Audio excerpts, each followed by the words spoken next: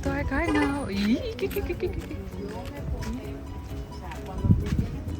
Tada!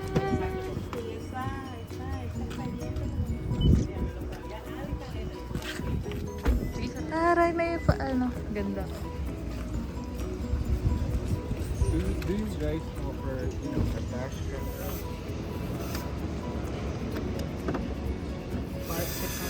Hi guys! So yan na yung car namin! Ay! Ay! Tapos na? Pwede tayo buwi? Oh, pwede. Ayan na siya guys!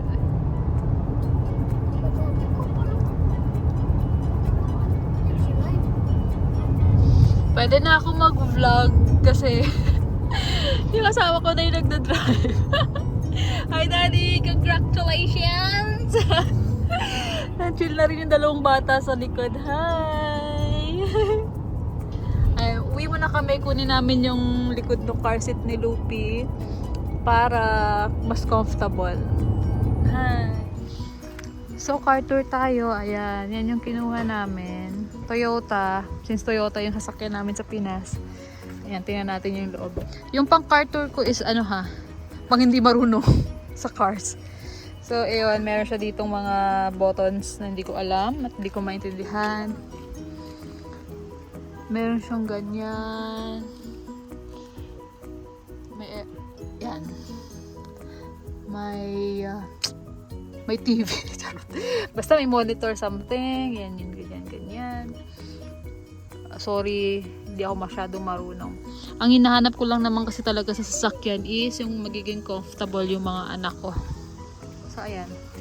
Yung pinaka-hinahanap ko is yung ito. Kung maganda ba yung legroom, kung pwede silang mag-rest ng maayos. So, ganyan.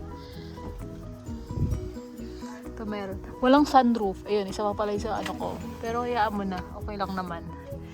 Ito, merong lagayan ng drinks nila Ate B. Ito, walang packet dito. Dito meron.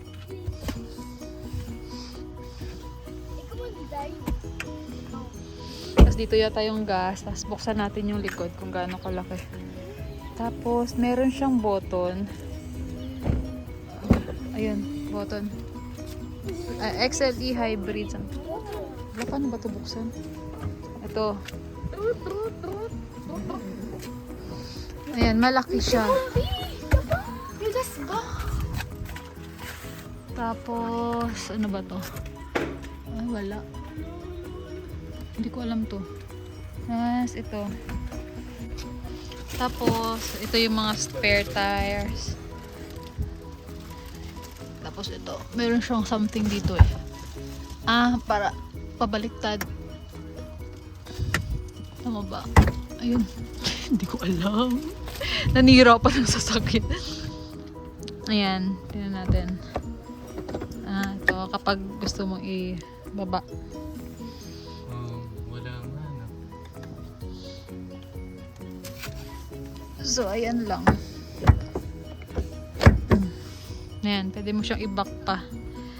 Para mas medyo naka-clean backwards yung mga bata.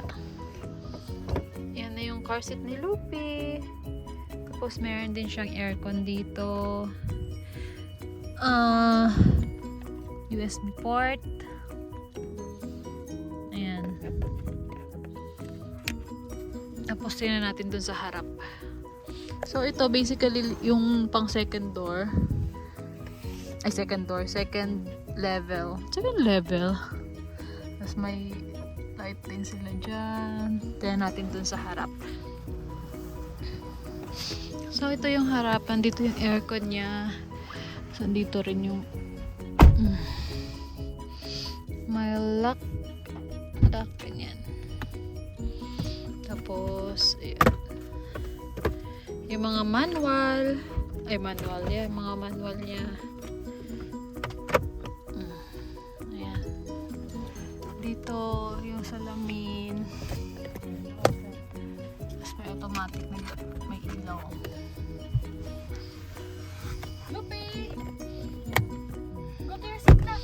Tapos ayan, meron siya ditong mga ano ba to? May ilaw, ayan. Door, ano ba to? car seat. What? Ito yung armrest dito sa front. Tapos mayroon parang button. Ayan. Tapos mayroon din pala dito yung USB port. Tapos meron dito yung pwede mo i-charge yung iPad mo. Ay, yung iPad, yung cellphone. Ayan.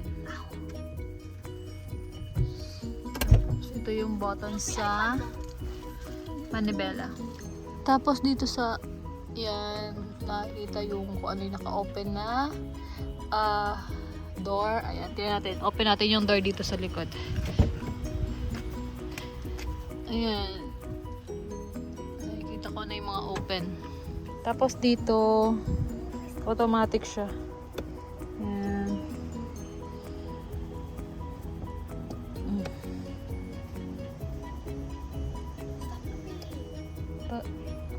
Tapos ito naman kung mag-move forward, backwards. Ayan. Punta kami ng Costco. Sila na rin kami pagkain. First time sa Costco, guys. Hi guys! So, nagbabalik na naman ang inyong vlogger's friend Kitrolia. And for today's video, ayan, may car na kami! Tara! Ayan, hi guys! Ayan. May car na kami after 3 weeks. OMG! Makakalakwatsa na kami ng maayos.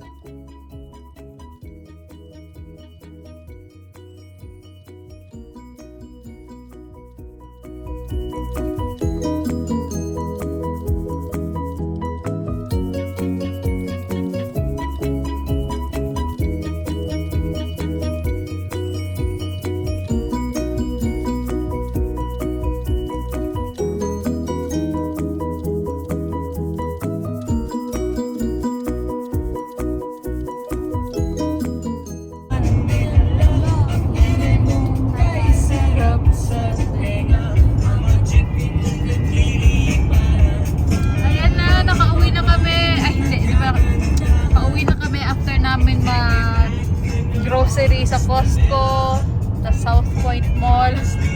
Puno yung likod namin. Asarap lang magkaroon ng sariling sasakyan.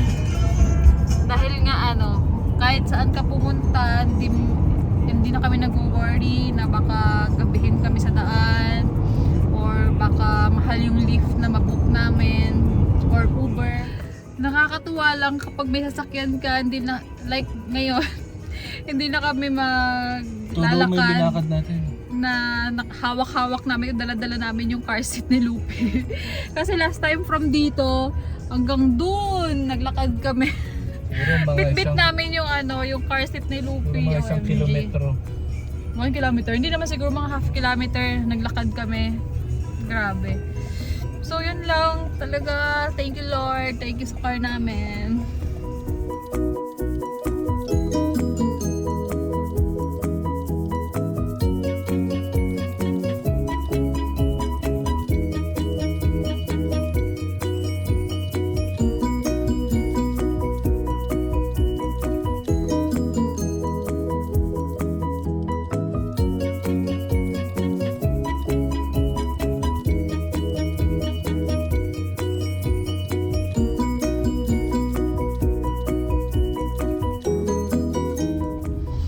Isa pala sa mga struggle namin kung bakit kami napabili din ng sasakyan.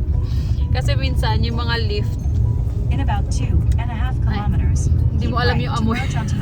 Hindi mo alam yung amoy Wala si Baling, amoy tahi. Minsan kasi yung driver, depende sa driver kung naligo o hindi. Yun, nagrereklamo minsan yung mga anak ko dahil nga medyo off yung amoy.